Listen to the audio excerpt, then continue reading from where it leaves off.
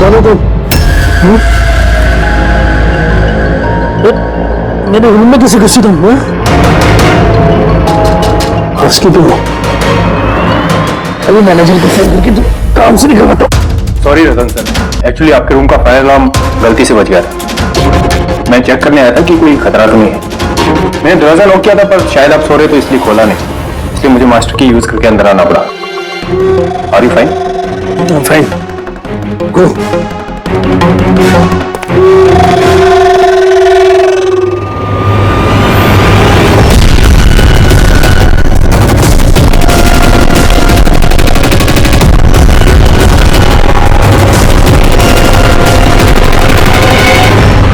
सोने के बाद भी सर दर्द क्यों है? लगता है डबल शॉट कॉफी लेनी पड़ेगी। हाँ लिशा, काम हो गया। Great job. अब फटाफट वहां से निकलो, होटल का एक्चुअल स्टाफ 5 मिनट में वहां आ जाएगा। हाँ ठीक है, मैं निकलता हूँ, बाय।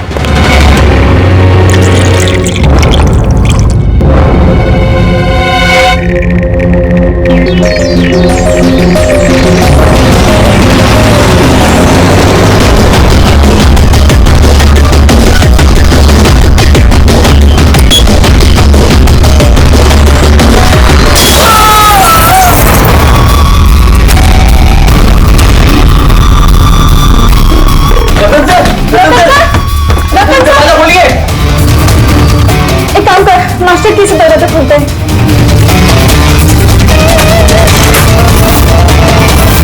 रतन सर, रतन सर, रतन सर!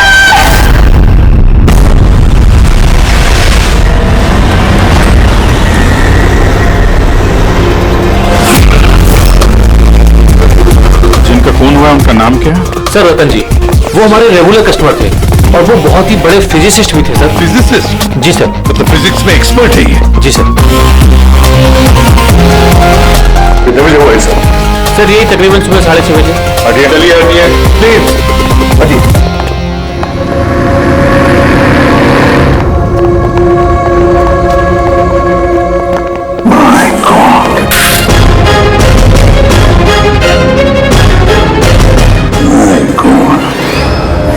इसके छाती में तो इतने सारे दांत घुसे हैं।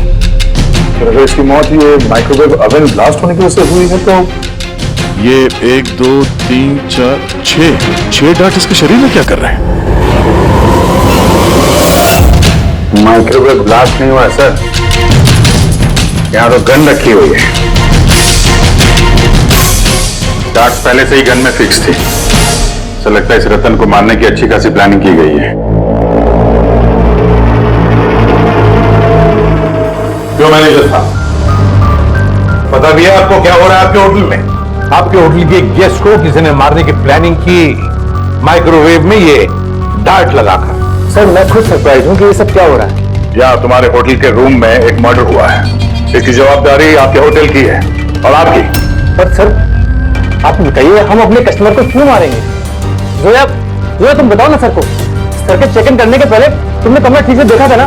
जी सर। सर पूछिए ना सर, कल रात 11 बजे सर चेक इन किए थे होटल में। 10:30 बजे मैंने खुद चेक की थी कि सामान सब कुछ ठीक है कि नहीं, और माइक्रोवेव में उस वक्त कुछ डार्ट्स वगैरह नहीं थे।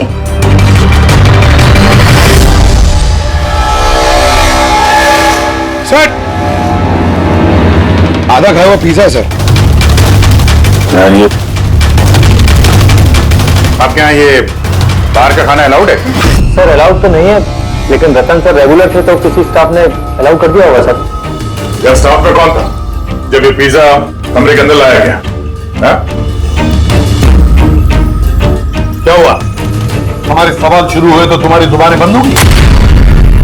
सीसीटीवी फुटेज देखना है हमें।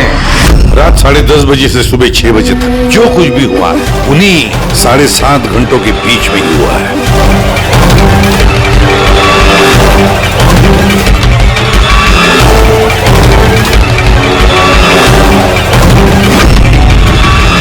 जोया 10:30 बजे रतन जी के कमरे में गई और 11:15 बजे बाहर आई 15 मिनट में।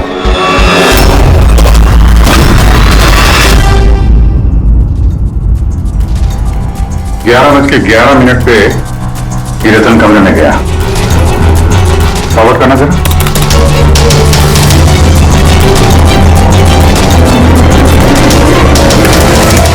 11:30 बजे हैं और ये रहा रतन का पहला विजिटर।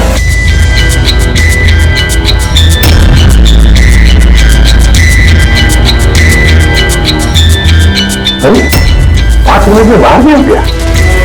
काफी गुस्से में भी लग रही है कौन है? सर ये अमित है, रतन सर के भाई। पहली बार आए थे होटल में। रतन जी तो मिलना भी नहीं चाहते थे उन्हें, पर इन्होंने जबरदस्ती करके रूम में घुस गए।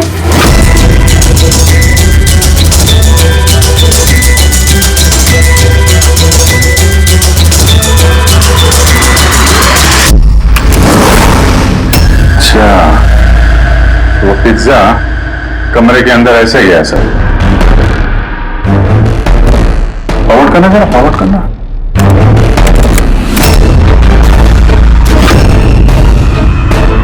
ये निकली स्टॉप 2 बजे। 12:30 बजे ये अंदर जाती है पिज्जा लेके और 2 बजे बाहर आती है। कौन है ये औरत? हैं? सर इनका नाम शमिता है। ये रतन जी की बहुत खास दोस्त है।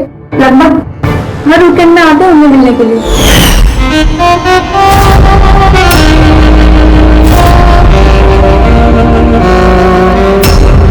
शमिता खास दोस्त रात के 12:30 बजे आती है पिज्जा लेकर। रतन को आखिरी कॉल किसी शमिता नाम की लड़की ने किया था और उससे पहले किसी अमित ने। सर। हाँ पंकज, एक से ये पासपोर्ट देखिए सर। इस पे ये कैम्बी का वीजा लगा है। तो सर ये बॉम्बे से कैम्बी जाने का टिकट। फोटो तो उसी की है, तो नाम रतन नहीं है, दिग्विजय कुमार।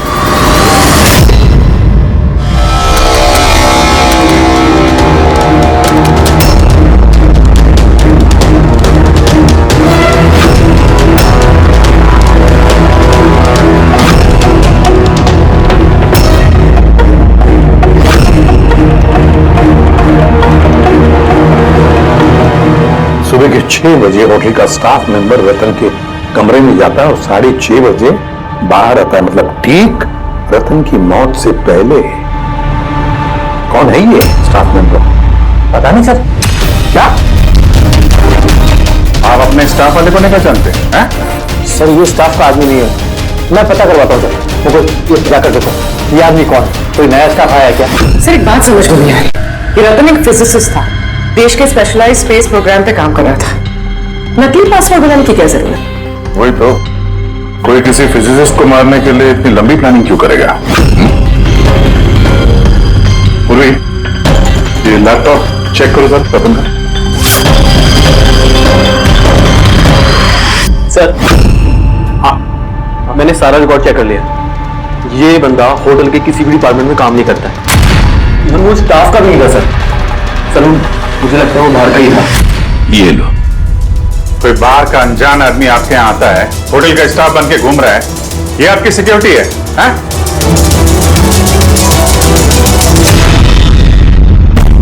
हाँ पूर्वी, कुछ मिला? हाँ सर, लैपटॉप हैक किया तो कुछ सीक्रेट फाइल्स मिली है। ये कुछ खुफिया इंफॉर्मेशन है, देश की सुरक्षा से कनेक्टेड। माय गॉड, ये क्या? सर ये खुफिया इंफॉर्मेशन रतन किसी को बेचना चाह रहा था। ये देखिए, इस डील से रिलेटेड मेल्स भेजे उसने किसी को। ये देखिए, ये सारा है। एग्जैक्टली ये खुफिया इंफॉर्मेशन क्या है जो रतन बेचने वाला था? सर हमारे देश के बॉर्डर पे कितने जवान तैनात हैं, आर्मी के पास कौन कौन से हथियार हैं, फौज की टुकड़ियां किन किन एरियाज में और कहां पर नहीं, सारी जानकारी है इसमें। अगर ये इंफॉर्मेशन किसी गलत आदमी के हाथ लग गया तो देश की सुरक्षा को खतरा हो सकता है। सर ये मिलिट्री की कॉन्फिडेंशियल फाइल उसे मिली कहां से? ऑब्वियसली पंकज, किसी आम आदमी के पास ये क्लासिफाइड फाइल्स नहीं हो सकते हैं। ये क्लासिफाइड फाइल्स और ये डुप्लीकेट पासपोर्ट इस बात की तरफ इशारा कर रही है कि ये रतन कोई फिजिसिस्ट नहीं था, ये किसी दुश्मन देश का जासूस था जो अपना काम करने के बाद इस नकली पासपोर्ट के जरिए देश छोड़ के भागने वाला था हमेशा के लिए। ये तो एप्रन वगैरह निकाल के बाहर निकल गया सर। फोन पर भी बात कर रहा है। वो सर भाई पार्टनर होगा रेडी। होटल के बाहर के जितने भी सीसीटीवी कैमराज हैं सबकी फुटेज चेक करो। सर जब तक इस अनजान स्टाफर का पता चलता है ये शमिता और रतन का भाई अमीर, इनसे पूछताछ करते हैं। सर ये रतन शायद फिजिसिस्ट नहीं था, दुश्मन देश का जासूस था सर। जासूस? हाँ सर, हमें उसके बैग से ये नकली पासपोर्ट मिला। उसके लैपटॉप में ये खुफिया फाइल से सर, ये देखिए। माय गॉड, तो फिर हमें जल्दी से जल्दी रतन के घर वालों से मिलना चाहिए और इस शमिता से भी पता तो चले कि ये रतन फिजिसिस्ट था भी या कोई जासूस। एक तो अभी मेरे पति का खून हुआ है और अब सीआईडी वाले उन पर देश से गद्दारी का इल्जाम लगा रहे हैं। भाभी भाभी संभालिए अपने आप को। वैसे ही भाई साहब की मौत के सदमे से आपकी तबीयत खराब है। सर अमित, आपसे भी कुछ सवाल करना है हमें। आप लोग एक साथ एक ही घर में रहते हैं, तो कल रात अपने भाई के पीछे पीछे होटल रूम में क्या करने गए थे आप? मैंने ही भेजा था उन्हें वहां। तुमने भेजा? किस लिए? क्योंकि रतन भाई साहब पूरी प्रॉपर्टी अपने नाम करके हमें घर से निकालना चाहते थे। वसीयत के पेपर के साथ भी छेड़छाड़ की थी उन्होंने, और अपने भाई का तो उन्हें कोई लिहाज ही नहीं था। तो तुम क्या कह रही हो दिया? भाभी प्लीज।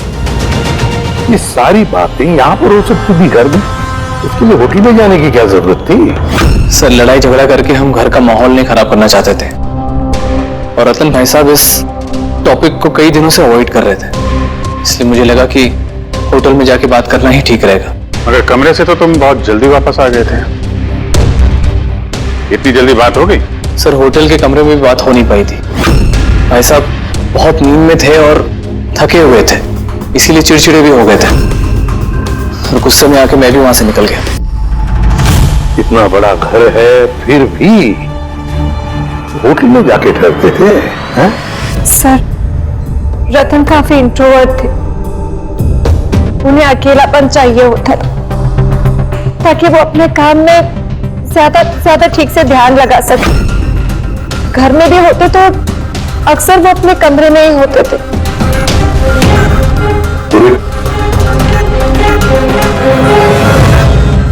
उन्हें जब कभी ज्यादा डिस्टरबेंस महसूस होता था तो वो अक्सर होटल में जाया करते थे।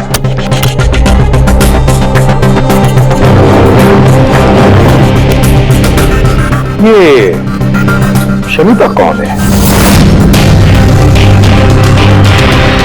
शमिता? प्लीज कुछ कीजिए ऑफिसर, मैंने सुबह मिसिंग कंप्लेंट दर्ज कराई थी, शाम होने वाली है, मेरी बीवी का कहीं कुछ पता नहीं चल रहा है। जीजू प्लीज रिलैक्स, शमिता दीदी मिल जाएगी। क्या शमिता जी लापता है? जी। आप लोग? हम लोग सीआईडी से। अच्छा वो आप लोग आ गए, ये लोग तो कुछ कर नहीं पा रहे, अब आप लोग पता लगाइए ना मेरी बीवी कहाँ है। हम लोग तो पता लगा ही लेंगे, एक खून करके जो भागी है वो। क्या?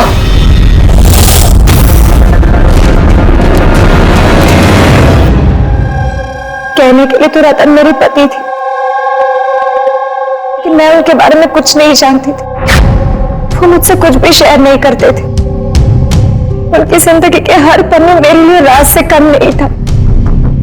ये शमिता कौन है मैं कुछ नहीं जानती, मैंने ये नाम भी नहीं सुना। यहाँ तक कि वो क्या करते हैं, क्या काम करते हैं, मुझे कुछ नहीं पता। ये उस होटल कॉरिडोर की फुटेज। कल घर से कहाँ जाने के लिए निकली थी शमिता? अब घर से तो ऑफिस के लिए ही निकली थी, मगर ऑफिस से निकलने के बाद कहाँ गई कुछ पता नहीं चल रहा है। अच्छा कल डिनर में क्या खाया था रतन ने? प्लेन चीज पिज्जा।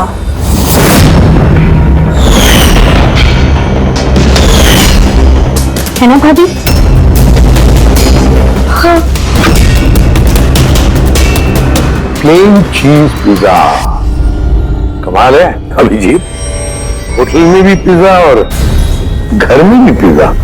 भाई साहब ने होटल में भी पिज्जा खाया था? या वही पिज्जा जो शमिता लेकर आई थी। किडनैपर्स का फोन आया था? शमिता को किडनैप करना इतना आसान नहीं है।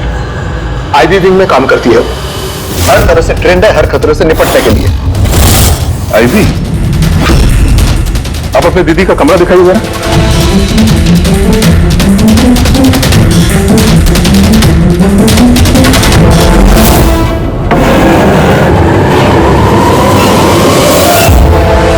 सर, ये है दीदी का कमरा।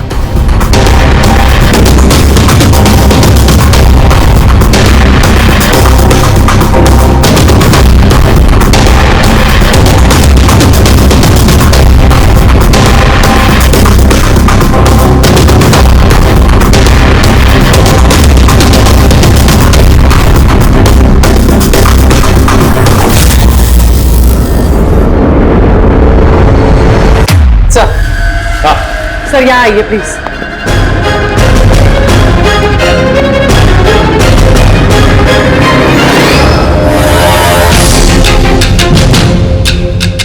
ये लो, कमरे के अंदर कमरा।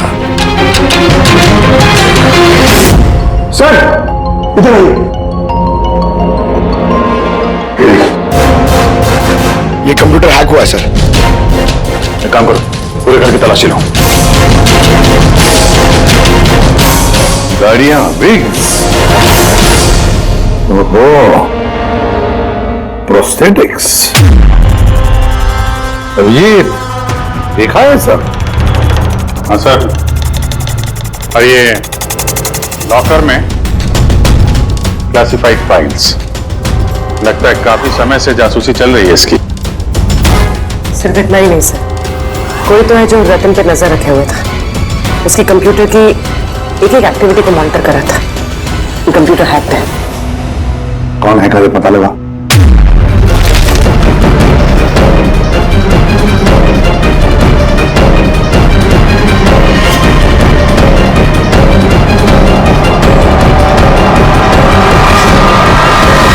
अब क्या कहना है आप लोगों को इसके बारे में? एक ही छत के नीचे रहते थे आप लोग रतन के साथ, और इस बारे में आप लोगों को भनक भी नहीं है। सर भनक कैसी लगती सर? रतन भाई साहब तो अपने कमरे में किसी को घुसने भी नहीं देते थे। और यहाँ तक कि सर काम वाली को भी नहीं, सफाई वगैरह भी वो खुद ही किया करते थे। फिर जसमीन जी आपका क्या कहना है? ये तो बेडरूम के अंदर का ही तो कमरा है। सर मैंने आपसे कहा ना, मुझे कुछ नहीं पता। अरे ये कब और कैसे? तो शमिता घर पे नहीं है सर, लापता है वो। आईबी ब्यूरो में काम करती है सर। हमने उसका लैपटॉप चेक किया। पूर्वी को रतन के लैपटॉप पे जो खुफिया इंफॉर्मेशन मिली थी सर, वो सारी इंफॉर्मेशन यहाँ शमिता के लैपटॉप में भी है। ये जानकारी लीक करके देश छोड़ के भागने का इरादा था। ये शमिता आईबी में नौकरी करती थी, इसका मतलब है वो देश की सारी खुफिया जानकारी उसके पास थी, जो वो रतन को देती थी, और रतन ये दुश्मन देशों को दे देता था। दोनों पैसे कमा रहे थे इसके ऊपर। हाँ सर, मगर इस बार उसने डबल क्रॉस कर दिया रतन को। उसने उसे जान से मार दिया और मार के यहां से भाग गई। क्या सारे के सारे सबूत इकट्ठा करो और ब्यूरो में लेकर आओ।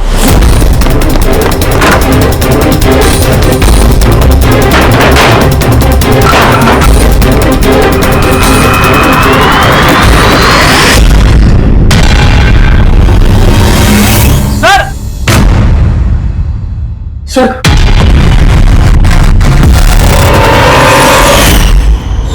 शमिता, आद्या, सर ये विक्रम और अंजलि, इनके जो एलिबाइज हैं वो हमने चेक किए। जब खून हुआ उस रात ये विक्रम ग्रैंड रोड में एक ट्रैफिक जाम में फंसा हुआ था, और रात के करीब 2 बजे घर पहुंचा वो। और ये अंजलि? सर अंजलि भी रात के 12 बजे तक काम कर रही थी, और करीब 1:30 बजे के आसपास वो घर पहुंची। सब देखकर ऐसे लगता है कि ये कोई मामूली मर्डर केस नहीं है, देश की सुरक्षा से जुड़ा हुआ है। सर ये देखिए सर, ठीक ब्लास्ट से पहले सुबह 6:30 बजे के आसपास इस लाल गाड़ी में एक औरत होटल से बाहर गई। सर हाँ, वो जो नकली होटल स्टाफ वाला था ना सर, वो भी उसी वक्त मिल गया था, लेकिन दूसरे गेट से। ये देखिए। पूर्वी, गाड़ी कितने बजे आई थी होटल में? सुबह 6 बजे। निकल गई 6:30 बजे, आधे घंटे बाद। लड़की के चेहरे पे जूम करो जरा, देखें तो सही।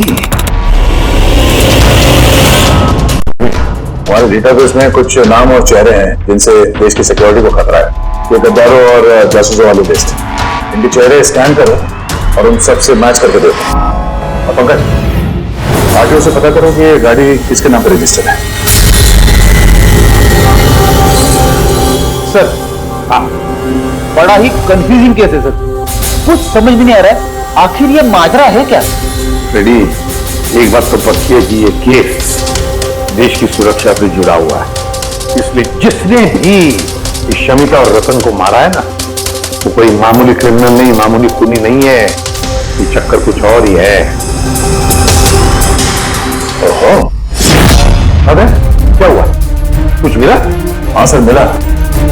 ये आदमी और औरत उस लिस्ट में नहीं है देश के गद्दारों वाली, बल्कि उन लोगों की लिस्ट में है जो देश से गद्दारी करने वालों को पकड़ के खत्म करते हैं सर। तो दोनों आईबी ऑफिसर्स हैं, अलीशा और ईशान। वैसे भी प्रद्युम्न, मैं आपकी बहुत इज्जत करता हूं, इसलिए मैं कुछ नहीं कह रहा। अगर यही इल्जाम किसी और ने लगाया होता तो वो ऑफिसर अब तक बहुत पछता रहा होता।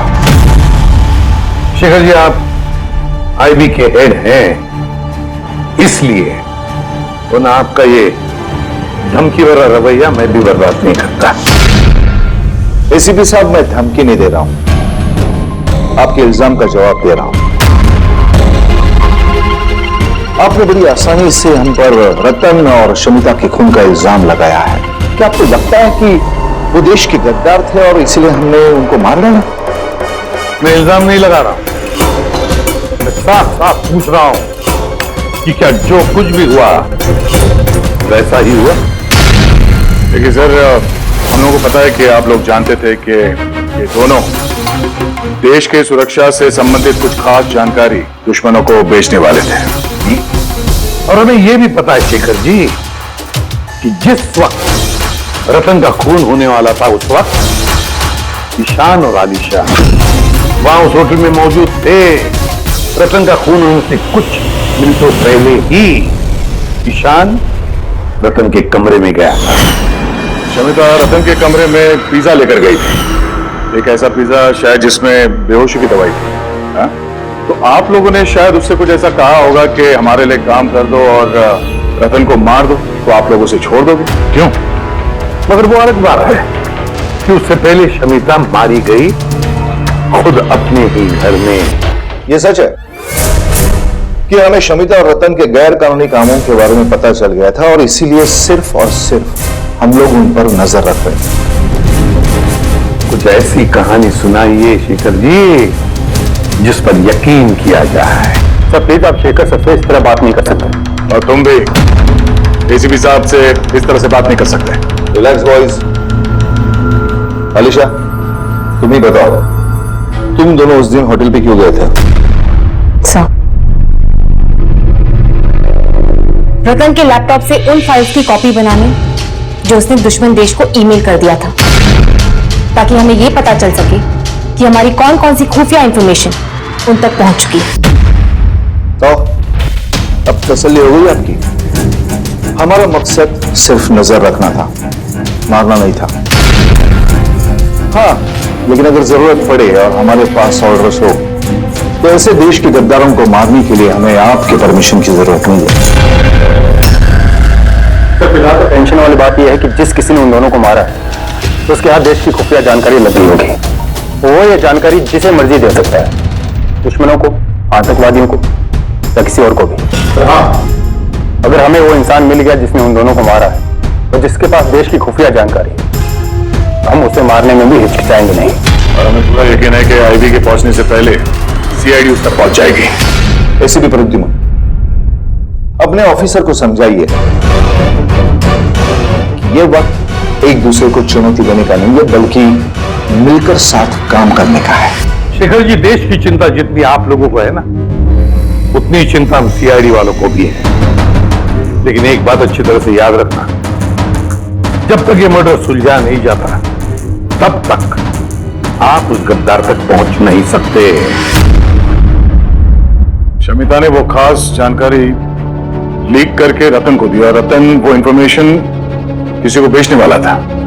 मगर इससे पहले कि रतन अपनी गद्दारी का काम पूरा कर ले, किसी ने शमिता को रतन के खून के प्लान में हिस्सा बना दिया। और अब अगर वो ईशान नहीं है तो जो कोई भी है सर, उसे जल्द से जल्द ढूंढना होगा। जो उसी ने शमिता को भी मारा है। हाँ, बोल पाऊंगे क्या? क्या पाऊंगे? अब क्या नया चक्कर है तेरा? क्यों? जब हम लोगों ने अपनी आंखों से उस सीसीटीवी फुटेज में देखा है कि रात के 12:30 बजे समिता वहां होटल के कॉरिडोर में थी, तो तू कह रहा है कि वो समिता नहीं थी? कौन हो सकता है? रतन की मौत कैसे हुई? रतन की मौत हुई जहर की वजह से। वो डार्ट जो हमें रतन की बॉडी में से मिला है, उस पर इतना जबरदस्त जहर लगा हुआ था कि सेकंड्स में ही रतन की मौत हो गई। और सर पॉइंट नंबर 2, इस माइक्रोवेव में डार्ट फिक्स करने के लिए खूनी को पूरा टाइम मिला होगा, क्योंकि ये नशीला पिज्जा खाने की वजह से वो बेहोशी की हालत में पड़ा होगा। बस जो नशीली दवाई हमें पिज्जा में मिली है, उसी नशीली दवाई के ट्रेसेस हमें रतन के पेट में से। हाँ, अभी पूरे इंग्रेडिएंट्स को अच्छी तरह से चेक नहीं कर पाया हूं, लेकिन यार समझे, मैंने सब कुछ मान लिया, बस सब कुछ मान लिया, लेकिन पहले ये बता, इन सारी चीजों का शमिता के वहां होटल में ना होने से क्या कनेक्शन? बता रहा हूं, वही बता रहा हूं बॉस। शमिता डायबिटीज की पेशेंट थी, शक्कर की बीमारी। शमिता की मौत हुई है किसी मिलावट वाले इंसुलिन के इंजेक्शन की वजह से। और सबसे इंपॉर्टेंट बात, शमिता का मौत का टाइम है रात को 10 से 12 के बीच का। क्या? एग्जैक्टली। तो 12 बजे तक अगर वो मर चुकी थी, तो 12:30 बजे वो हमें होटल में कैसे दिख सकती है? तो अगर शमिता ने रतन को नहीं मारा और अमित, ईशान और अलीशा ने भी नहीं मारा, तो फिर रतन को मारा किसने? और फिर वो फुटेज में जो औरत हमने देखी थी, अगर वो शमिता नहीं थी तो फिर कौन थी? शमिता। एसीपी साहब, आप शायद नहीं जानते कि मैं कितनी बड़ी टेंशन में हूं। अगर वो कोई नहीं पकड़ा गया जिसने रतन और शमिता को मारा है, तो देश कितनी बड़ी मुसीबत में फंस सकता है, ये आप नहीं जानते। मैं अच्छी तरह से जानता हूं शेखर जी, बहुत अच्छी तरह से जानता हूं, लेकिन एक बात अच्छी तरह से याद रखिए, हम देश पर कोई भी आंच आने नहीं देंगे। उससे पहले ही हम खूनी को पकड़ लेंगे। सर, वो खूनी की आइडेंटिटी हमें वो ईमेल से मिल सकती है सर, जो रतन और शमिता ने एक दूसरे को भेजा है। अब कैसे? मुझे तो ये भी लगता है कि जरूर कोई आसपास वाला ही है जिसे शमिता और रतन, इन दोनों की छोटी से छोटी आदतों के बारे में पूरी जानकारी थी। हाँ सर, जैसे कि सुबह उठते ही रतन का माइक्रोवेव में कॉफी बनाना और शमिता को इंसुलिन के इंजेक्शन पहुंचा देना, ये तो कोई पास वाला ही आदमी कर सकता है। और खूनी को यह भी पता था कि ये अंजलि और विक्रम रात 1 बजे से पहले घर आने वाले नहीं है। आखिर खूनी कौन हो सकता है सर? सर, एक बात समझ में नहीं आ रही सर, ये रतन और शमिता एक दूसरे को 2 सालों से जानते हैं, मगर गद्दारी करने का इन्होंने ये 3 हफ्ते पहले ही सोचा, ऐसे अचानक? हाँ सर, बात थोड़ी अजीब तो है। इन 3 हफ्तों के पहले इनका कोई रिकॉर्ड तो नहीं रहा खुफिया खबर के एक्सचेंज को लेकर। इस सबका तीसरे गद्दार से क्या लेना देना? We are running out of time. हाँ सर, हमने सारे सुरागों के ताले खोल दिए हैं, लेकिन हमें वो दरवाजा नहीं मिल रहा जो हमें तीसरे जासूस तक ले जा सके। तीसरा दरवाजा है, ये तीसरा दरवाजा हमें उस जासूस तक ले जाएगा। कौन सा?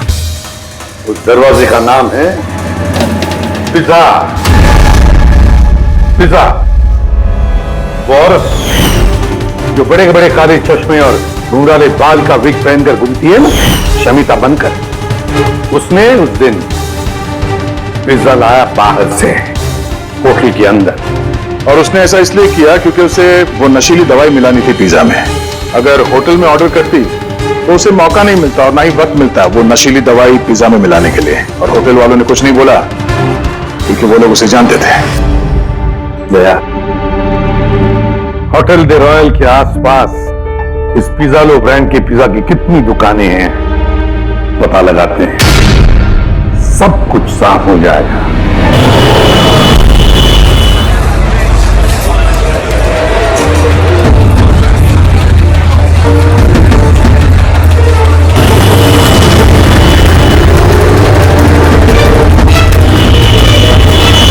हाँ सर, कल रात 12:15 बजे कोई तो आया था पिज्जा लेने, लेकिन वो कोई लड़की नहीं बल्कि एक लड़का था। इन दोनों में से कोई था? हाँ सर, यही था वो। विक्रम।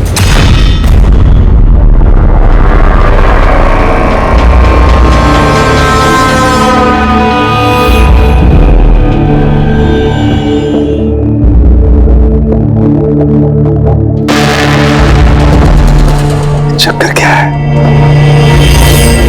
लड़का, एक मिनट आओ। यस, लड़का, ये दोनों स्लाइड्स में पिज्जा के सैंपल्स हैं। इसमें वो है जो हमने उसके पेट में से निकाला है। दूसरा ये पिज्जा का वो टुकड़ा है जो एक्चुअल है, जो टेबल पे रखा हुआ था। जरा देखो दोनों। सर इट्स ऑब्वियस ना कि यही वाला पिज्जा खा के रतन वो डिवोशी वाली नींद सोया था। उसमें देखना क्या है? Do you think I am fool? दोनों क्या? कोई वजह होगी तभी तुम्हें दिखा रहा हूं ना। प्लीज देखो ना। Of course sir, just see it. हाँ हाँ सर, हाँ।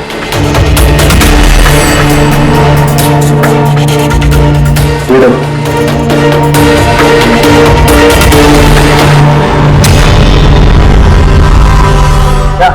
इसका मतलब रतन ये पिज्जा खा के दोष नहीं हुआ है? एग्जैक्टली वही दिखाना चाहता था मैं तुम्हें। क्या खाया होगा उसने?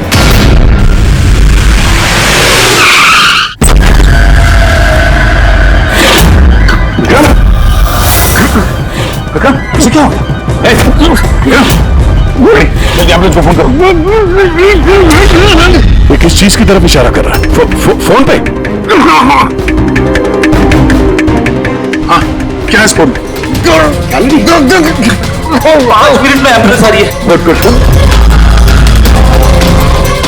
शमिता और रतन सामने सिर्फ फोटो देखी तो लग रहा है कि एक दूसरे को बहुत प्यार कर लिया।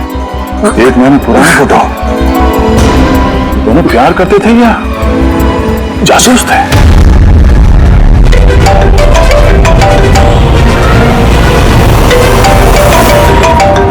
हाँ डॉक्टर साहब। अरे यार, इस केस में तो नया ही पेज फंस गया। अब क्या हुआ? याद है वो पिज्जा जो रतन ने खाया था होटल में, जिसकी वजह से वो गहरी नींद सो गया? हाँ हाँ, वही पिज्जा जो वो नकली शमिता होटल के रूम में लेकर गई थी। यार यही बच्चा खा गए। दरअसल रतन उस पिज्जा को खाने की वजह से बेहोश हुआ ही नहीं। रतन बेहोश हुआ किसी और चीज को खाने की वजह से, जो शायद उसने होटल में आने से पहले ही खा ली। होटल में आने से पहले? अभिजीत ने बताया था कि होटल आने से पहले रतन ने पिज्जा ही खाया था। अच्छा, कल डिनर में क्या खाया था रतन ने? प्लेन चीज पिज्जा, है ना भाभी? हाँ।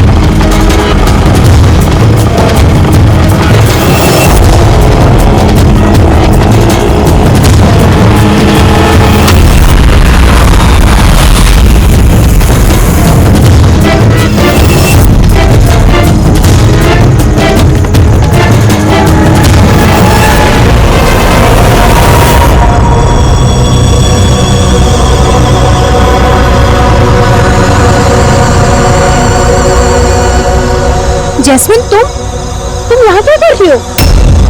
इन लोगों ने मुझे कुछ इन्फॉर्मेशन लाने के लिए कहा। मुझे कुछ पता ही नहीं उस इन्फॉर्मेशन के बारे में। इन्होंने कहा कि अगर मैं नहीं आए तो ये लोग मुझे जान से मार देंगे, इसलिए मैं यहाँ आई हूँ। वो कौन तुम लोग? हम तीनों को यहाँ धोखे से बुलाने का मतलब? देश के साथ धोखा ना हो, इसलिए हमें कभी कभी मुजरिमों के साथ धोखा करना पड़ता है। आई बी विंग। आप लोग वही है ना जिन्होंने रतन भैया को मारा था? रतन को किसने मारा और किसने नहीं, इसकी सच्चाई जल्द सामने आ जाएगी। लेकिन दिया, अमित, एक और सच्चाई आना बाकी है। वो क्या? वो ये कि तुम दोनों को ये पता होना चाहिए कि तुम एक देश के गद्दार के साथ रह रहे हो, है ना जैस्मिन?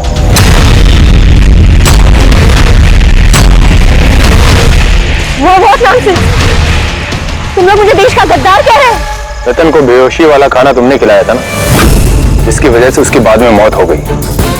अब तुम्हारी भलाई इसी में है कि तुम जल्दी से अपना जुर्म कबूल कर लो। क्या कह रहे हो तुम लोग? मैंने से कुछ नहीं किया है। कौन सी बेहोशी वाली दवाई? मैं अपने पति को क्यों मारूंगी? हाँ, क्यों उसे बेहोशी वाली दवाई दूंगी? अमित, तुम चुप क्यों? हाँ, तुम उस दिन मेरे साथ थे ना, जब मैंने रतन को खाना दिया था। तो तुम कुछ क्यों नहीं बोल रहे? चुप क्यों? कुछ तो बोलो ना। सारी कोशिशें बेकार है जस्मीन।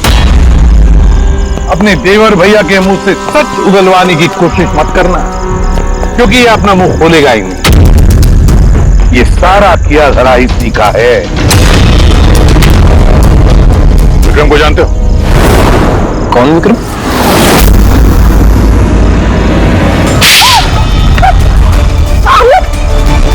आप लोग इस तरफ आइए। वही विक्रम जिसे शमिता और रतन के एक्स्ट्रा मैरिटल अफेयर्स के बारे में तुमने जानकारी दी थी और कुछ फोटो भी भेजे थे हेलो मैसेंजर पे। ये देखो, डिस्प्ले पिक्चर में तुम्हारा चेहरा है। कुछ याद है? ये क्या? शमिता और रतन के फोटोग्राफ्स विक्रम को हेलो मैसेंजर ऐप से जैस्मिन ने किसी और ने भेजा है। अमित, देश को नुकसान पहुंचाने का मेरा कोई इरादा नहीं था सर। और ये सारा गद्दार जासूस वाला जो एंगल है, ये सब कुछ मेरा गेम प्लान था, ताकि मैं कानून को गुमराह कर सकूं। पूरी बात डिटेल में बताओ। ये गद्दारी वाला नाटक क्या है? सर, ये सब एक गेम प्लान था, ताकि रतन की मौत का इल्जाम मुझ पर ना आए और शमिता का मौत का इल्जाम विक्रम पर ना जाए। इसीलिए मैंने ये सब गद्दार जासूस का ताना बाना बुना था। और रतन को मारना क्यों चाहते थे तुम? हाँ? क्योंकि वो मुझे और दिया को घर से बाहर निकाल देना चाहता था, और अगर वो ऐसा कर देता तो मैं कुछ नहीं कर पाता। लेकिन मेरी किस्मत अच्छी थी कि उसी वक्त मुझे रतन और शमिता के लव अफेयर के बारे में पता चल गया, और तभी मैंने ये सारा प्लान रचा। मैंने शमिता के हस्बैंड विक्रम को उसकी बेवफा बीवी का सबूत दिया। गुस्सा तो इतना आ रहा है मुझे कि मन कर रहा है उसे डिवोर्स दे दूं, मगर क्या करूं? इसमें मेरा ही नुकसान है। अगर उसने मुझे छोड़ दिया ना, तो मैं खुद ही सड़क पे आ जाऊंगा। तो डिवोर्स मत दो, कुछ उससे भी बड़ा सोचो। मार डाले उन्हें। फिर मैंने और विक्रम ने रतन और शमिता के कंप्यूटर पे उनके नाम से ईमेल अकाउंट्स बनाए। रतन वाले ईमेल्स मैं भेजता था और शमिता वाले विक्रम। उस रात होटल में विक्रम ही नकली शमिता बनकर गया था। जब वो कमरे में पहुंचा तो उसने देखा कि रतन गहरी नींद में है। बस फिर उसने माइक्रोवेव में डार्ट्स फिट किए, थोड़ा सा पिज्जा खाया, नशीली दवाई मिलाई और फिर कमरे में से चला गया। और शमिता को वो जहरीला इंसुलिन का इंजेक्शन तुमने ही दिया था ना? हाँ, होटल जाने से पहले मैं शमिता के घर गया था। जी कहिए, आप कौन? तुम्हें आजाद करने आया हूं। मतलब? दो लोगों से प्यार करना अच्छी बात तो नहीं है ना शमिता जी? जब ये सारा प्लान पहले से ही करके रखा हुआ था। भले ही वो मुझे घर से बाहर निकाल देना चाहता था, लेकिन था तो वो मेरा ही भाई। एक आखिरी मुलाकात तो बनती थी, और ये सब मेरे प्लान में भी मेरी मदद करती। मैंने विक्रम को पहले से इन्फॉर्म कर दिया कि रतन नींद में है और कुछ ही देर में सो जाएगा। और तुम्हें लगा कि सीसीटीवी फुटेज में बहुत सारे लोग दिखेंगे, उसमें अगर तुम भी दिख जाओगे तो कोई शक नहीं करेगा। इसीलिए तो मैंने ये सारा गद्दार जासूस वाला खेल रचा था, ताकि आप सब लोग इसी में उलझ के रह जाएं। लेकिन जब ये आईबी वाले भी इस केस में जुड़ गए तो विक्रम डर गया और इसलिए तुमने उसे पैरालाइज कर दिया, और कुछ चारा भी नहीं था मेरे पास। ये तुमने क्या किया आमिर? पैसों के लिए तुमने अपने भाई को मार दिया। अमित, जायदाद और पैसों की लालच में तुमने अपने सगे भाई का खून कर दिया, और तो और कानून के साथ और देश की सुरक्षा के साथ भी खिलवाड़ किया। बहुत संगीन जुर्म किए तुमने। कानून तुम्हें कड़ी से कड़ी सजा देगा।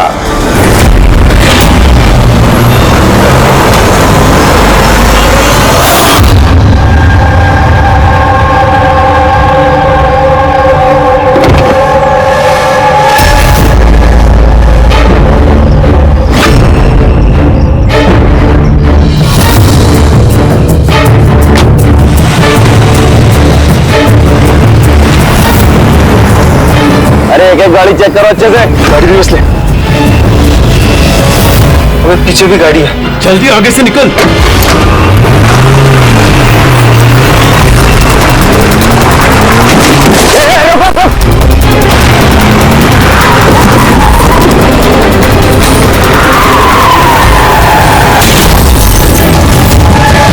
गाड़ी रिवर्स ले।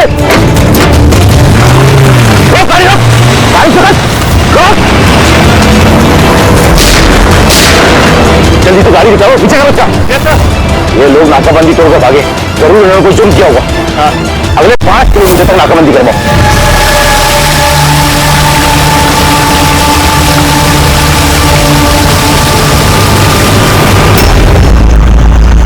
सर, हमारी सभी टीमें सर अच्छी तरह चेक कर चुकी हैं, ना वो कार मिली और ना वो आदमी। वो लोग नाकाबंदी तोड़कर भागे, सड़क खत्म हुई, जंगल शुरू हो जाता है, इसका मतलब वो यही कहीं होंगे।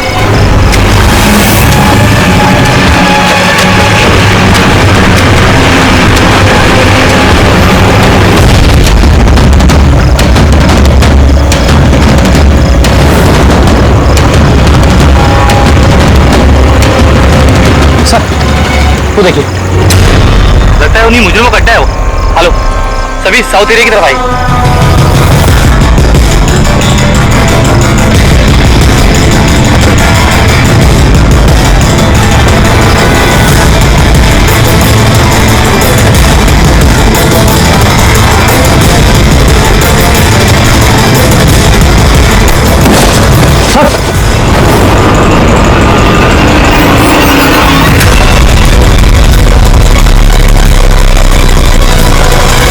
माय गॉड, ये तो मर चुका है।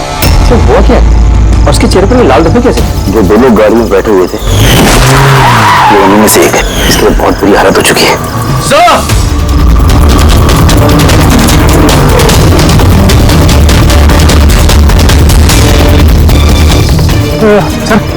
सर, ये तो वही आदमी है, उस लड़के का पार्टनर। सर, ये हुआ क्या है सर? वैसे ही निशान है सर। तुम इसे जल्दी से हॉस्पिटल पहुंचाओ, तब तक मैं सीआईडी को फोन करता हूँ। सर, चलिए। Hello CID.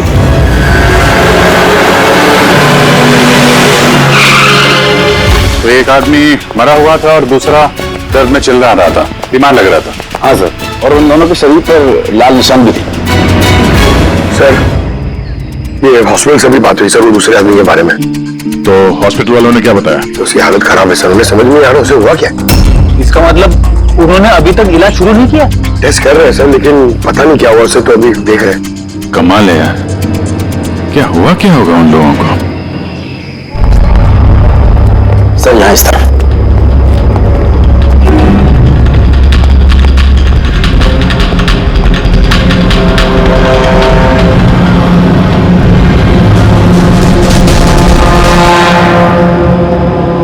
यहाँ तो ऐसा कुछ खास नजर नहीं आ रहा है।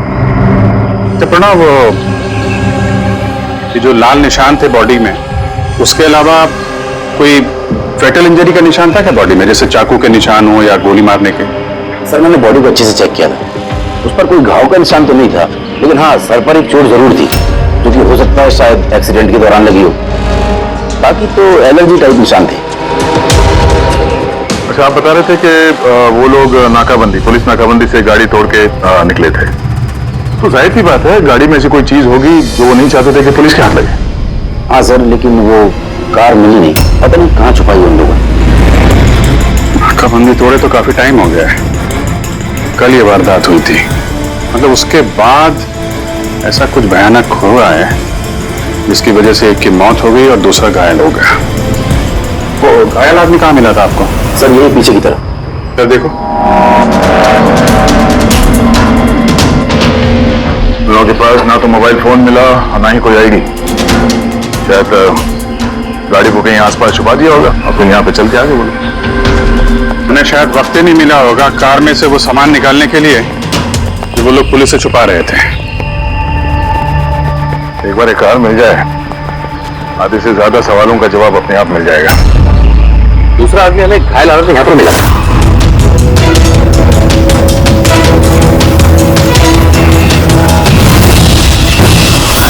सर,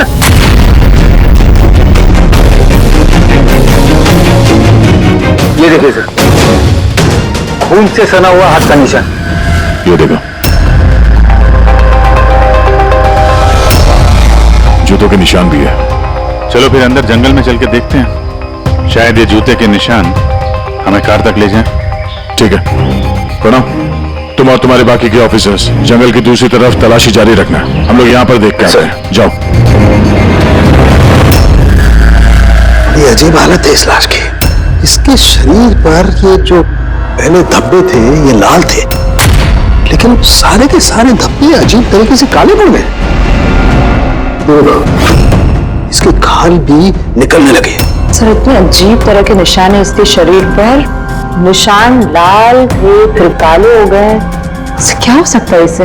माय गॉड, इसके सर के बाल देखो कितने कमजोर हो गए, जरा सा हाथ लगाया तो गुच्छा बाहर आ गया। सर ऐसा कभी ना देखा है ना सुना है, बड़ी अजीब बीमारी है इसे। मुझे लगता है ये कोई बीमारी नहीं है, ये कुछ और ही चक्कर है। कुछ और मतलब? कुछ और मतलब तुम एक काम करो, लैब की सारी लाइट्स ऑफ करो, पता लगेगा। ओ गॉड, सर बॉडी चमक रही है। माय गॉड, इसमें से लाइट कैसे आ सकती है? जो सोच रहा था वो एकदम सही है। क्या? मुझे समझ में आ गया लाइट क्यों चमक रही है। एसीपी को फोन करो, तुरंत हॉस्पिटल में पहुंचे। हॉस्पिटल में जो आदमी एडमिट है उसे भी चेक करना पड़ेगा। बाकी चीजें मैं तुम्हें रास्ते में समझाता हूं। चल, अरे चल।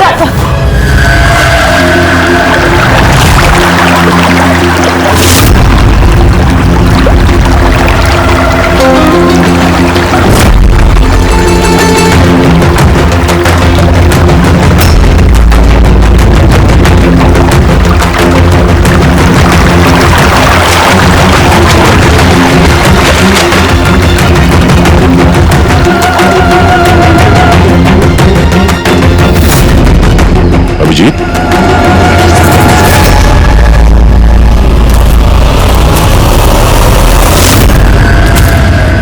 कौन है इधर?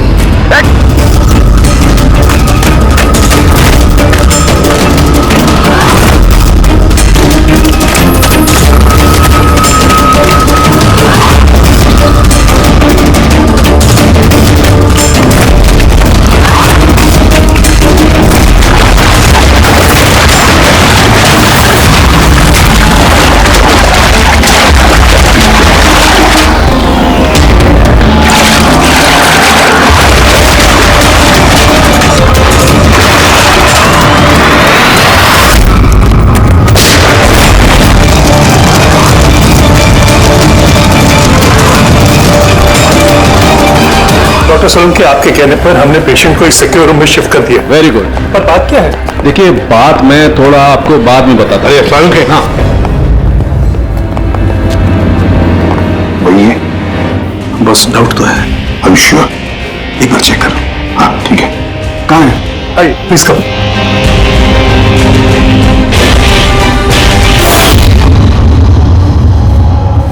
बस मैं जरा अंदर जाके चेक कर। यार मगर नहीं, मेरे पास प्रोटेक्टिव सूट है। ठीक है।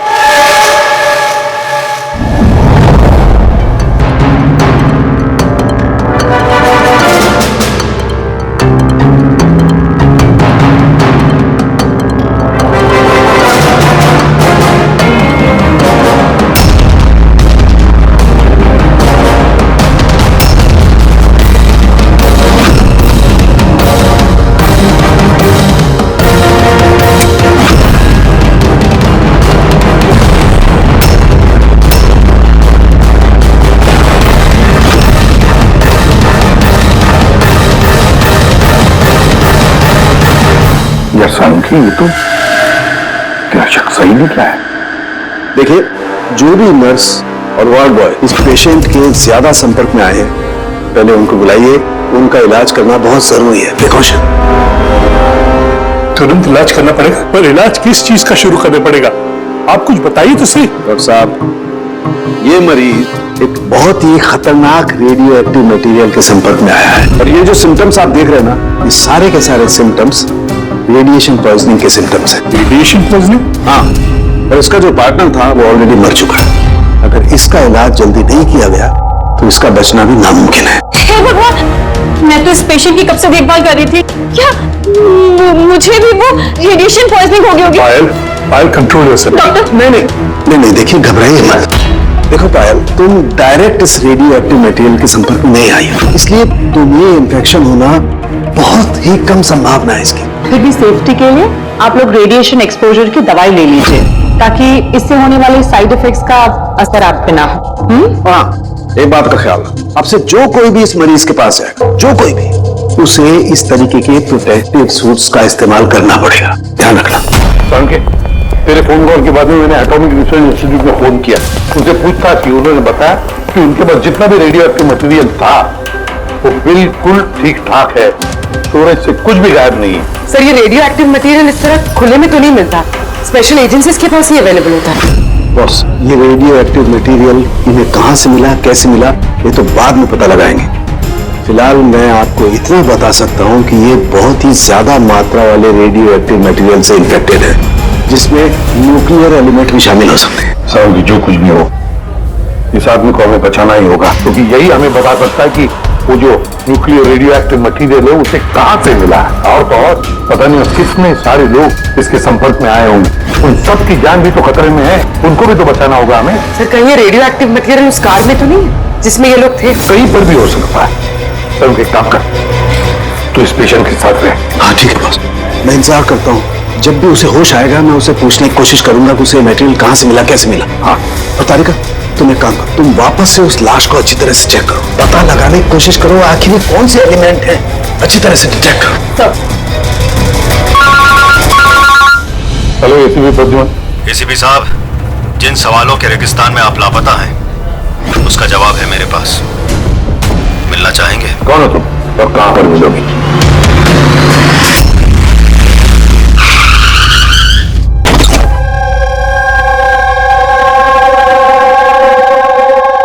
G14 Rukmini apartments. इसकी कोई जरूरत नहीं है एसीपी प्रद्युमन, आपको मुझसे कोई खतरा नहीं है। आप चाहे तो ये गन नीचे रख सकते हैं। कौन हो तुम?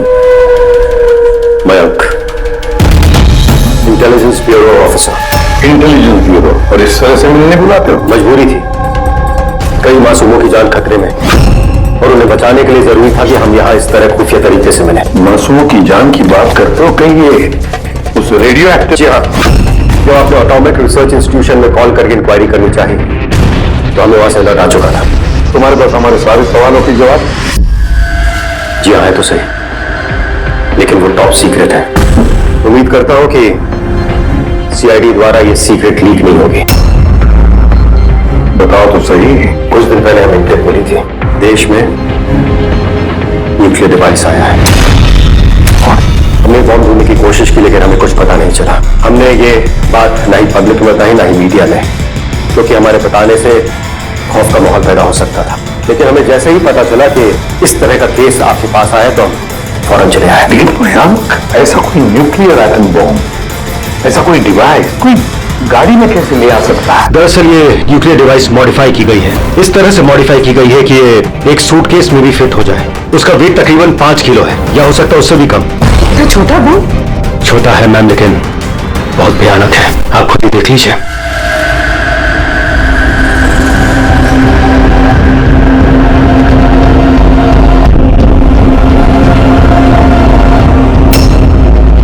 अगर ये ब्लास्ट हो गया सर तो 25 किलोमीटर के रेडियस में सिर्फ और सिर्फ तबाही होगी।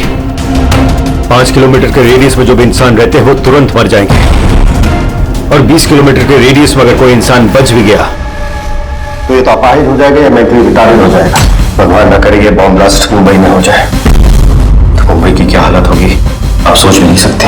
मयंक, जब तक हम लोग हैं, जब तक ये सीआईडी है, तब तक इस शहर को कोई कुछ नहीं कर सकता, ना हम कुछ होने देंगे। इस न्यूक्लियर बॉम्ब को हम ढूंढ निकालेंगे।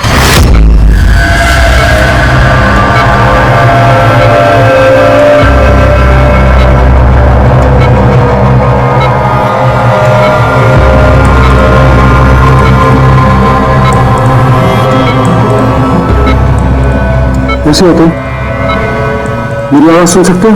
बोलो बोलो। तुम हॉस्पिटल में? क्या हो रहा है मुझे? कुछ नहीं, तुम्हें कुछ नहीं हुआ। देखो तुम बहुत खतरनाक रेडिएशन के शिकार हो गए थे, लेकिन अभी तुम्हारा इलाज हो रहा है। आनंद का आनंद है तुम्हारा दोस्त। माफ कर दो, आनंद तो इस दुनिया में है। लेकिन तुम घबराओ मत। तुम मेरी बात ध्यान से सुनो। तुम बताओ मुझे कि तुम इस रेडिएशन के शिकार कैसे हुए, कहाँ हुए, कब हुए? याद है? अगर डिलीवरी करने को कहा था। डिलीवरी करने को कहा था? किस चीज की delivery? Nuclear bomb. Nuclear bomb. Hello, अब पूछो। देखिए आप एसीपी प्रद्युमन को तुरंत मैसेज दीजिए, उसको बोलिए डॉक्टर चालू के लिए बुलाए। अच्छा एक बात बताओ, तुमने न्यूक्लियर बॉम्ब की डिलीवरी कर दी या अभी वहीं पर है? कहाँ है न्यूक्लियर बॉम्ब? कहाँ है? देखो बताना चाहिए, बहुत सारी जिंदगियों का सवाल है ना। वो मुझे मार डाली। नहीं घबरा मत, टीम तुम्हारे साथ है, तुम चिंता मत करो, कोई कुछ नहीं करेगा।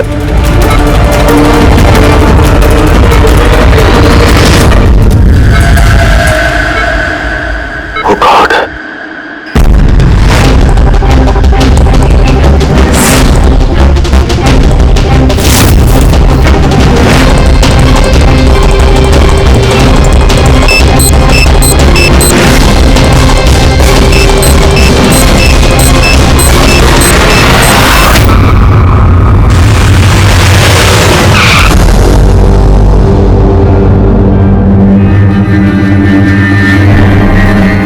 समझे? हो गया क्या?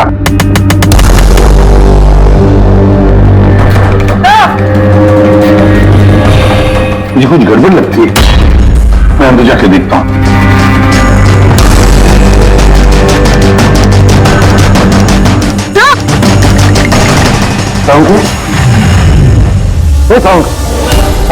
क्या हुआ सर?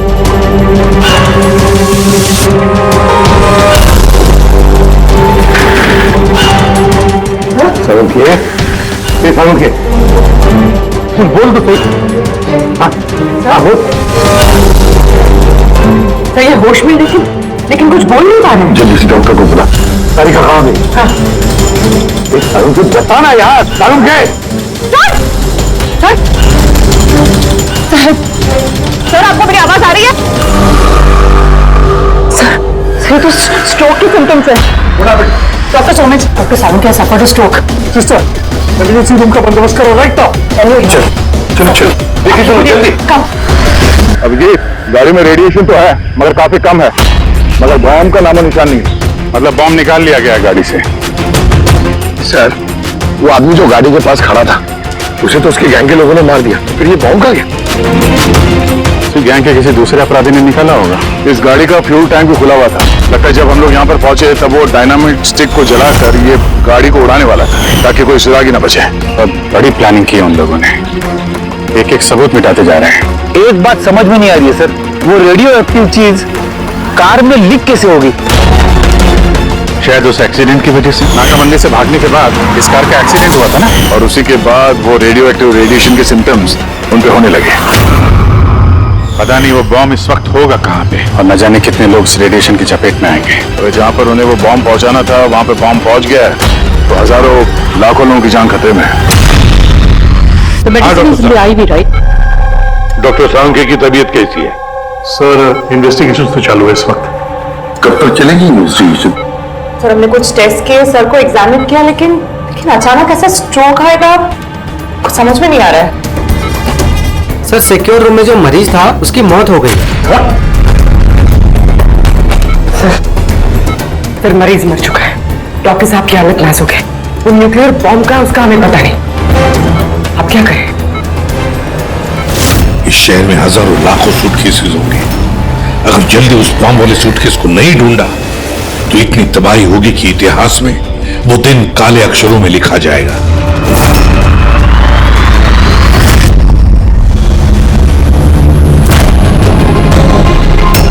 कैसी तबीयत है उनके साथ? क्या कोई खास सुधार नहीं है? तालिका तो बैठी है उसके साथ। समझ में नहीं आता किसने मुझे इतना अर्जेंटली बुलाया, क्या बताने वाला था। बस मैं यहाँ पहुंचा हूं, ये हाल हो गया। अब तो मरीज भी मारा गया।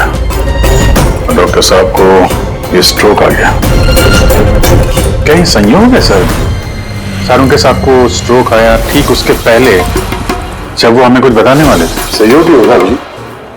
डॉक्टर साहब को स्ट्रोक आया, किसी ने हमला तो नहीं किया उन पे? हाँ सर, और उस मरीज की हालत तो वैसे भी नाजुक थी। डॉक्टर्स जवाब दे चुके थे।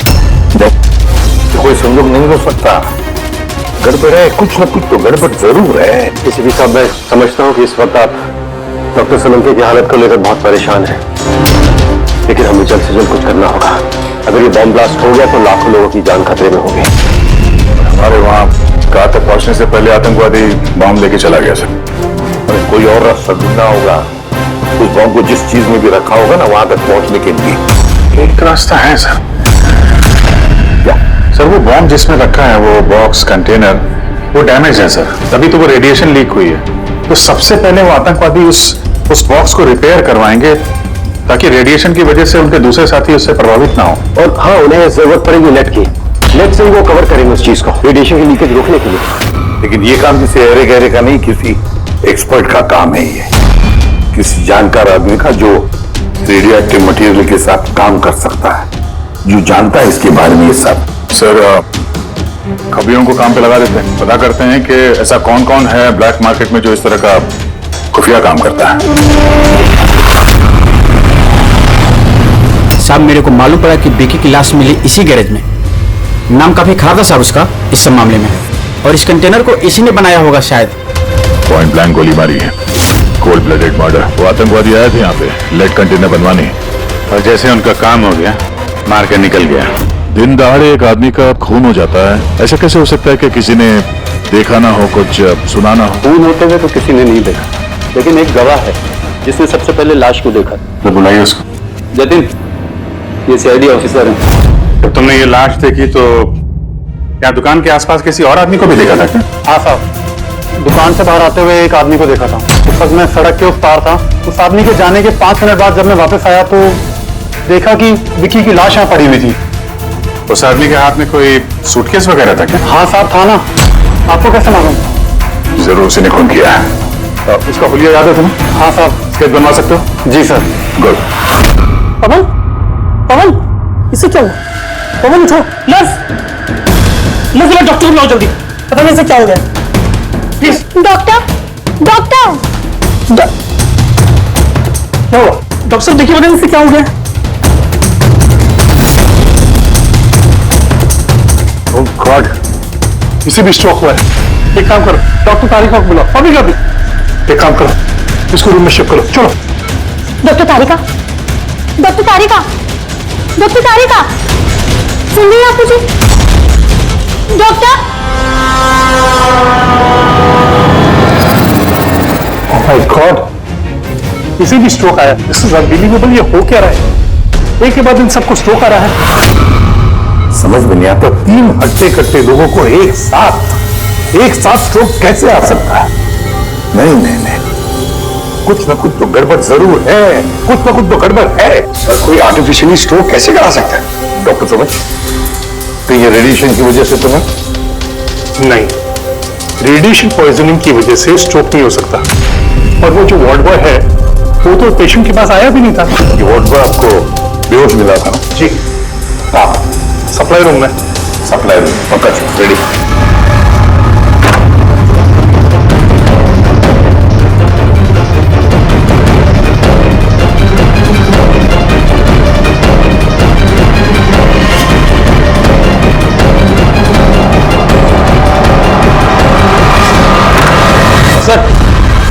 सप्लाई रूम में कुछ नहीं मिला। जो कुछ भी है वो यहीं पे है, जिसकी वजह से ये सब हुआ है। ठीक है, इस कमरे को अच्छी तरह से चेक करो, एक एक कोना छान मारो।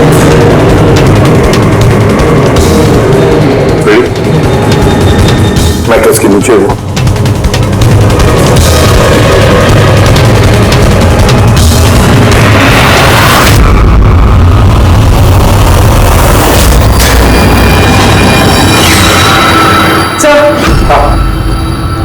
ये डिवाइस मिला है, अजीब सा है।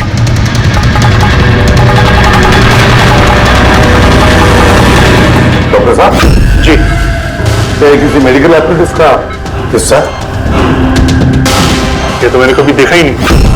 ये हॉस्पिटल का इक्विपमेंट है ही नहीं। तो फिर क्या हो सकता है? क्या मैं इसे देख सकता? बिल्कुल।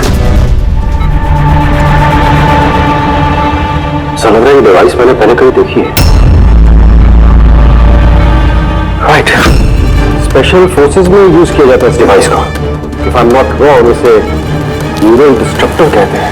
न्यूरल डिसरप्टर मतलब? देखिए, हमारा शरीर तभी काम करता है जब दिमाग को सिग्नल देता है शरीर को काम करने के लिए, जैसे उठना, बैठना, खाना पीना या फिर बातें करना। और ये सिग्नल आता है न्यूरॉन्स के जरिए, और ये डिवाइस दिमाग और शरीर के सिग्नल को कैंसिल कर देता है, डिस्टर्ब कर देता है। और अगर ऐसा होता है तो फिर शरीर दिमाग का इशारा समझ ही नहीं पाता है, जैसे लकवा मार जाता है शरीर को। ऐसा लगता है जैसे स्ट्रोक हो गया, लेकिन दरअसल वो स्ट्रोक होता नहीं, सिर्फ टेम्परेरी इफेक्ट होता है। मयंक, अगर ये डिवाइस हम यहां से दूर ले जाए तो क्या इसका असर कम हो सकता है? जी बिल्कुल, है ना? रेडी? काम करो, इस डिवाइस को दूर लेकर जाओ और डिस्ट्रॉय करो, नष्ट करो इसे। Yes sir. इसका मतलब है ये तीनों ठीक हो जाएंगे? जी डॉक्टर साहब, बिल्कुल। लेकिन अगर हम लोग यहाँ पर और ज्यादा देर रुकते हैं तो इसका असर हम पर भी हो जाता। अच्छा, तो इसीलिए इस चीज का असर तारिका और सारुंखे पर हुआ। इसका मतलब है इसका असर वॉल्ट बॉय पे इसीलिए हुआ था क्योंकि वो 1 घंटा उस कमरे में था जो इस कमरे के बाजू में है। एग्जैक्टली डॉक्टर साहब। अब क्योंकि ये डिवाइस हमने डिस्ट्रॉय कर दी है, तब तीनों जल्दी होश में आ जाएंगे। मगर ये डिवाइस यहाँ रखा किसने होगा? उसी आतंकवादी गैंग में से किसी ने। वो गैंग जानती है कि डॉक्टर सारुंखे के पास कोई जरूरी इंफॉर्मेशन है, तो बस उसी लिए ये डिवाइस यहाँ लाकर लगा दिया ताकि सारुंखे की हालत हो जाए। शुभ समझ, कोई अंदर वाला ही, क्योंकि बाहर वाला तो अंदर आ ही नहीं सकता। जरूर कोई हॉस्पिटल का स्टाफ है जो उन लोगों से मिला है। नहीं एसीपी साहब, ऐसा हो ही नहीं सकता। ऐसा ही हुआ डॉक्टर ओमेक, ऐसा ही हुआ है। अब एक बात अच्छी तरह से सुन लो, जब तक वो मुजरिम पकड़ा नहीं जाता इस हॉस्पिटल से कोई भी, मतलब आप भी, हॉस्पिटल से बाहर नहीं जाएगा। इस पूरे हॉस्पिटल के सारे फ्लोर्स के सीसीटीवी कैमरास के फुटेज अभी के अभी हमें देखने हैं। सर, सभी स्टाफ वालों की लिस्ट देख ली, लेकिन अभी तो कुछ नहीं मिला। मिलेगा फ्रेडी, मिलेगा।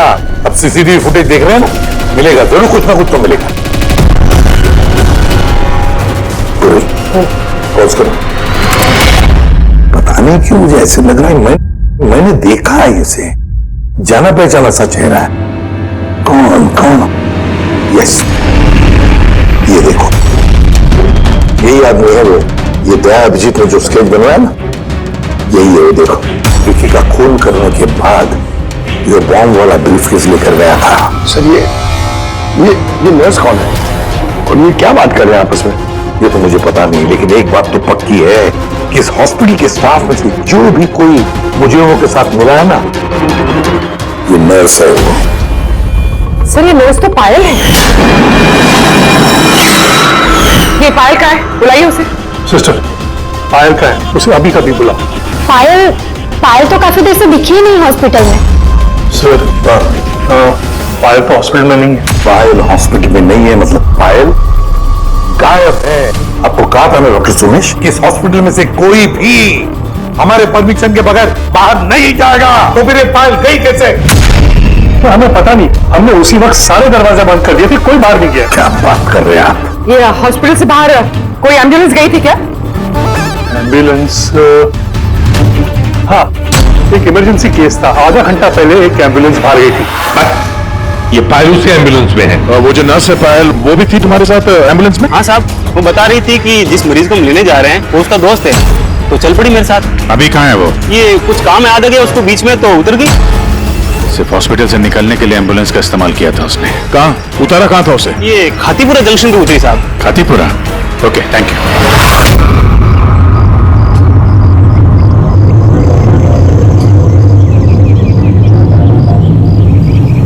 अरे सुनना भाई साहब, इस लड़की को देखा है क्या? 1 घंटे पहले यहाँ पे नर्स का ड्रेस पहना हुआ था इसने। हाँ सर, मैंने इसको देखा है, मेरे रिक्शे में आई थी। अभी आधे घंटे पहले मैं इसको 5 बत्ती सिग्नल के पास छोड़ा था। Thank you.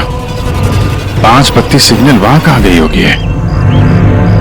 ये देखो, जरूर आसपास कहीं भीड़ भाड़ वाले इलाके में ही जाएगी। ये बॉम्ब फटने के बाद ज्यादा से ज्यादा लोगों को नुकसान पहुंचना चाहिए। मॉल, ये मॉल में ही गई होगी। 5 बत्ती के सिग्नल गई तो है। और आज संडे, बहुत ज्यादा भीड़ होगी वहां।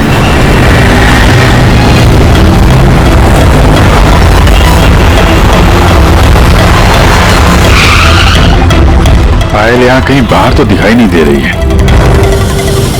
कहीं मॉल के अंदर तो नहीं चली गई? मेन गेट से तो मॉल के अंदर जा नहीं सकती, सिक्योरिटी चेक में पकड़ी जाएगी वो। बॉम्ब का रेडियस 25 किलोमीटर का है। जरूरी नहीं मॉल के अंदर बॉम्ब रखे, तो हो सकता है उसने ये बॉम्ब मॉल के आसपास कहीं छुपा के रखा। चेक करते हैं।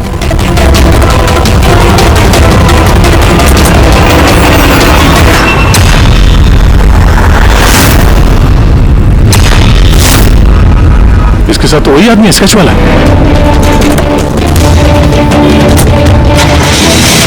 बाहर निकल। ये यहाँ तक पहुँच गई, जल्दी चलो।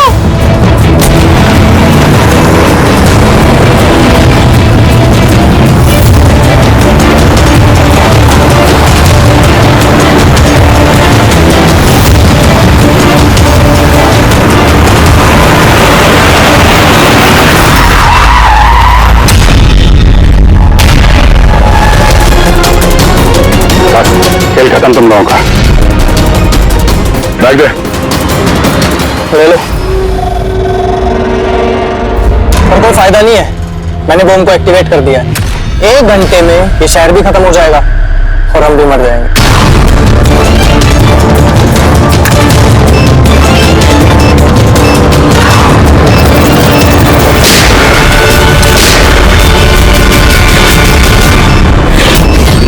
अभिजीत, बॉम्ब तो एक्टिवेट कर दिया इन लोगों ने, तो 1 घंटा बचा हमारे पास। शहर से बाहर चलते हैं। पकड़ो से।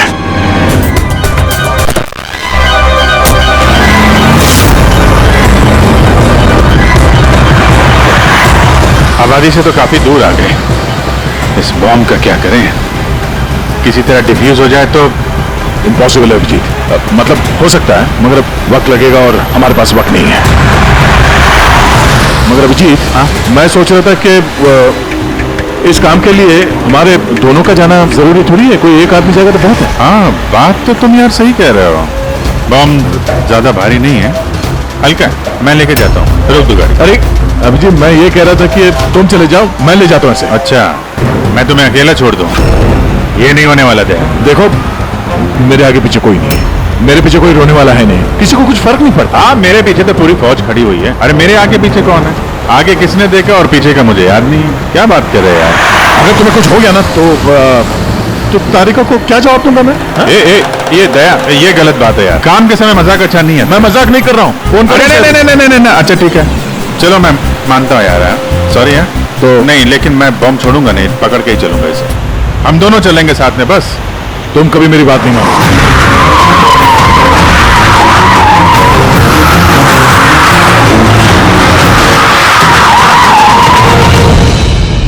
क्या हुआ? लगता है टायर में कुछ प्रॉब्लम है। ये पीछे वाले टायर में से चेक करो। इसी समय होना था ये भी। संभल के।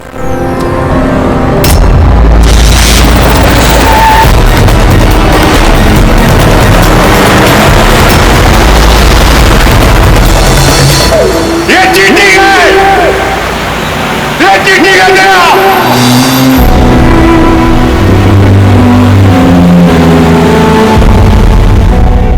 चीटिंग।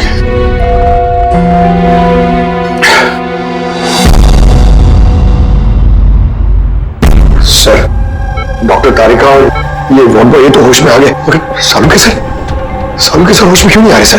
क्योंकि डॉक्टर सलून के इस डिवाइस के संपर्क में कुछ ज्यादा देर थे, इसलिए उन्हें होश में आने में भी कुछ ज्यादा समय लगेगा। नहीं, जल्दी से जल्दी होश में लाना ही पड़ेगा, क्योंकि सालुंकी के पास कोई इंपॉर्टेंट इन्फॉर्मेशन है और इसीलिए तो ये सब हुआ है।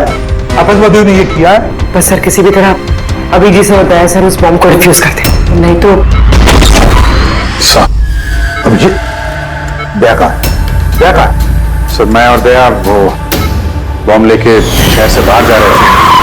लगता है टायर में कुछ प्रॉब्लम है। ये पीछे वाले टायर में से चेक कर। दया ने मुझे सवाल कर गाड़ी से बाहर निकाल दिया और खुद निकल पड़ा है सुसाइड मिशन पे। और तुमने उसे जाने दिया? उसने धोखे से उतार दिया मुझे। अभिजीत सर, ऐसा मत कहिए, इसका मतलब दया सर वापस नहीं आएंगे। ए फ्रेडी, कुछ नहीं होगा दया को, कुछ नहीं होगा उसे। एक सीआईडी ऑफिसर है, समझे? इसे बचाने के लिए हम रास्ता ढूंढ निकालेंगे। हम ढूंढेंगे रास्ता। तो एक ही है सर, वक्त रहते किसी तरीके से उस बॉम्ब को डिफ्यूज कर दिया जाए तो। लेकिन बॉम्ब को डिफ्यूज वही आतंकवादी करेंगे जिन्होंने उस पर पासवर्ड डाला है, और सारे के सारे मारे जा चुके हैं।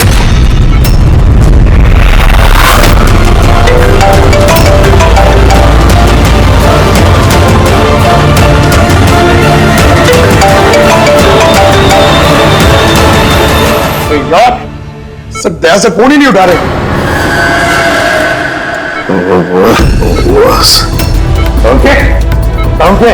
तू ठीक तो है?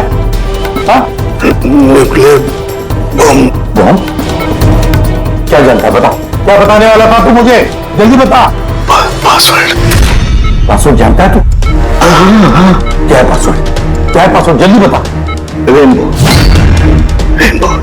Abhijit sir, password rainbow.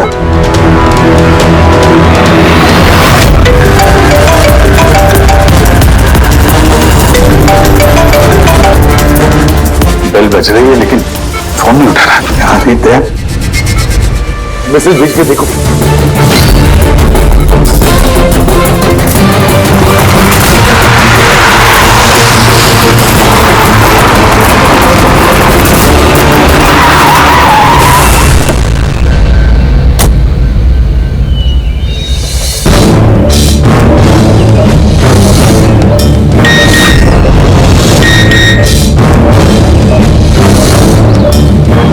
Abhijit का मैसेज,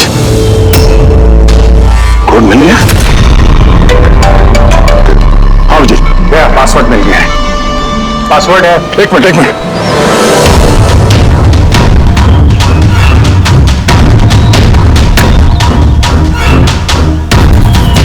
अभिजीत बोलो, क्या कोड है? रेनबो। कीपैड में अल्फाबेट्स नहीं है, सिर्फ नंबर्स है। अल्फाबेट नहीं? यार ऐसा कैसे हो सकता है? उसमें देखो ना, कहीं होगा अल्फाबेट के लिए जगह। देखो ABCD 26 अल्फाबेट्स है, तो जैसे एक A1 होगा। रेनबो का आर का देखो। पंकज जल्दी बताओ, वैल्यू क्या निकलती है? देखो रेनबो। मैं एक नंबर बोलने वाला हूँ, वो नंबर टाइप करना। ओके? अरे टाइम नहीं है सर, ये बनता है सर। ये न्यूमेरिकल नंबर दे रहा हूँ, उसको टाइप करना। कौन सा नंबर था? 18। एक मिनट। हाँ बोलो। 18 19 19 14 15 523।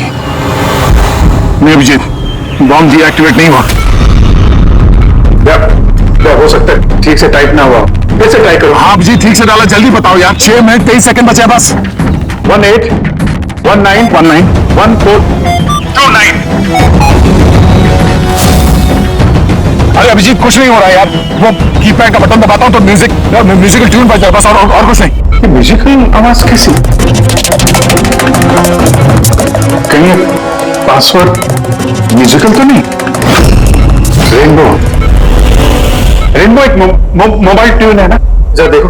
हाँ टोन। जल्दी करो यार, टाइम नहीं है। एक सेकंड। ये क्या है? सुनो दया, ये ट्यून सुनो और उसमें ये ट्यून को डालने की कोशिश करो।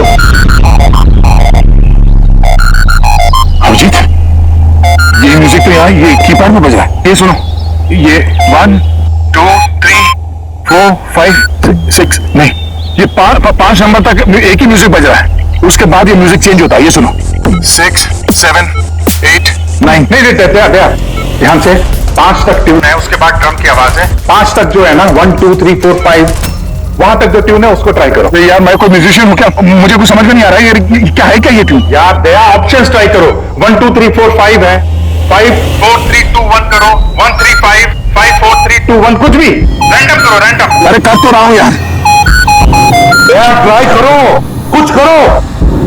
सर कोशिश कर रहा हूँ सर, ये कुछ जम नहीं हो रहा अभिजीत सर, ये नहीं हो रहा सर 40 सेकंड बचे हैं सर। कोशिश करो यार, हम लोग हैं साथ में तुम्हारे।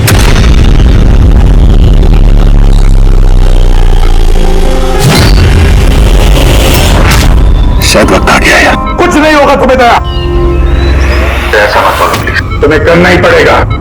ट्राई करो दया, ट्राई करो। अरे कर तो रहा हूँ यार मैं, और क्या करूँ?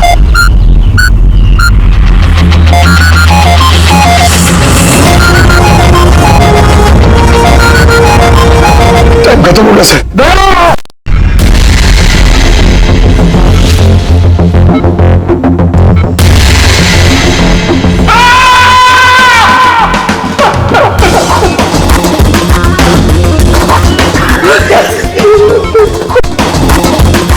कर लिया ना दोस्तों ने।